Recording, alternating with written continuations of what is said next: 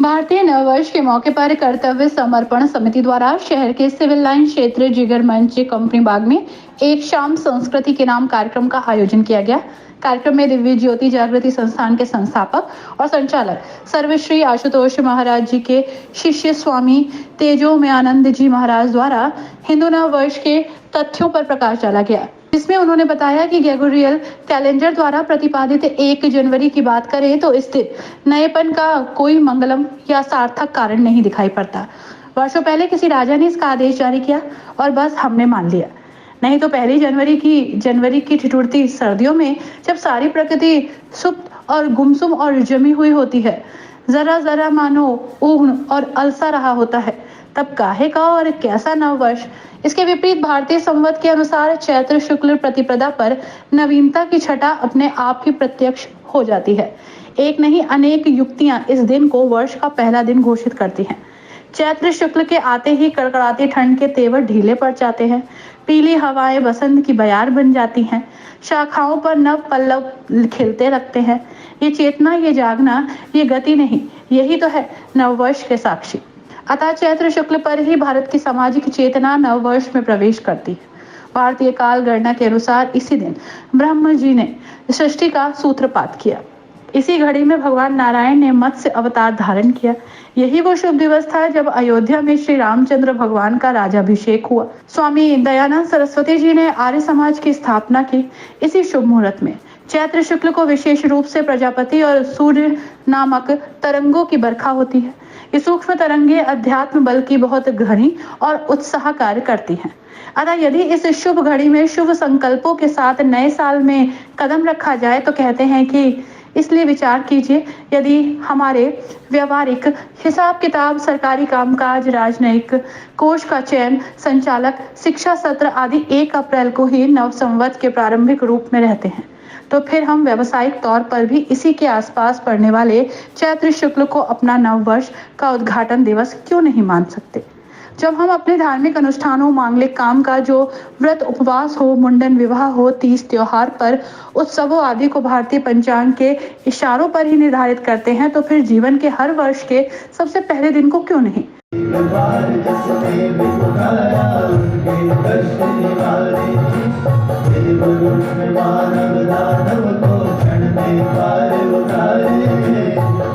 सबका करे सबका करे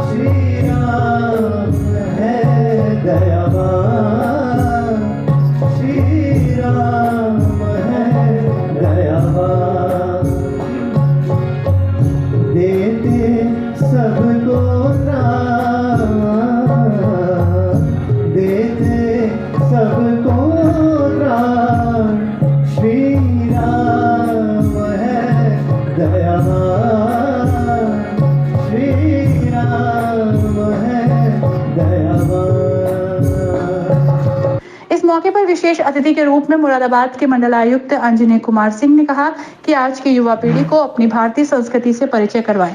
इस मौके पर ओम प्रकाश शास्त्री, वतन कुमार, रोहित मुखिया, डॉक्टर राजकमल गुप्ता, संजीव कुमार, विशेष गुप्ता, मीनू मेहरोत्रा, विनोद अग्रवाल मौजूद रहे। कार्यक्रम का संचालन कशिश चौहान ने किया। कार्यक्रम आयोजक कर्तव्य समर्पण समिति के सदस्य कुलीन अग्रवाल, पंडित गुप्ता, नमन जैन, अर्पित मिश्रा, स्पर्श गुप्ता, साकार भटनागर, आयुषार, सतवीर सिंह, रवि, अक्षत, अभिषेक, शानु कुमार, नवदीप अग्रवाल आदि मौजूद रहे। मेरा नाम प्रणीत गुप्ता है। मैं विश्व हिंदू परिषद में सह संपर्क प्रमुख के नाते काम कर रहा हूं प्रांत में। ये कर्तव्य समर्पण समिति का कार्यक्रम था इसके अंदर युवाओं द्वारा एक समिति बनाई गई जिसने 21 जनवरी को मुरादाबाद में राम चौक का उद्घाटन करवाया और आज दिव्य ज्योति जागृति संस्थान के 11 संतों द्वारा एक रॉक बैंड के माध्यम से एक प्रस्तुति कराई जा रही है जिसके अंदर देशभक्ति के गाने और राम जी से जुड़ी हुई धुनों का यहाँ पर प्रस्तुति होगी। माननीय मंडल आयुक्त श्रीमान अंजनय कुमार जी आज आए और उनका हमको मार्गदर्शन प्राप्त हुआ। इसके अलावा यहाँ पर हमारे राष्ट्रीय स्वयंसेवक संघ के काफ़ी लोग रहे और अन्य सामाजिक लोग भी मौजूद रहे। मुख्य रूप से कौन कौन रहे आज? मुख्य रूप से आज यहाँ पर कमिश्नर साहब रहे, मेयर साहब रहे, हमारे संघ के प्रचारक लोग रहे, विश्व हिंदू परिषद के लोग रहे। इस प्रकार से काफ़ी लोग रहे। इस कार्यक्रम को कराने का उद्देश्य इस कार्यक्रम को कराने का मुख्य उद्देश्य यही है कि दूर दूर तक 31 दिसंबर और 1 जनवरी को होने वाला न्यू ईयर से अपने मन को हटाकर और भारतीय नववर्ष और हिंदू नववर्ष जो है उसके प्रति युवाओं को आकर्षित करा जाए। क्या आगे भी ऐसे कार्यक्रम आयोजित? आगे जाके हम कर्तव्य समर्पण समिति में जितने भी युवा जुड़े हुए हैं आगे जाके समाज में युवाओं के लिए ऐसे अन्य कार्यक्रम कराएंगे।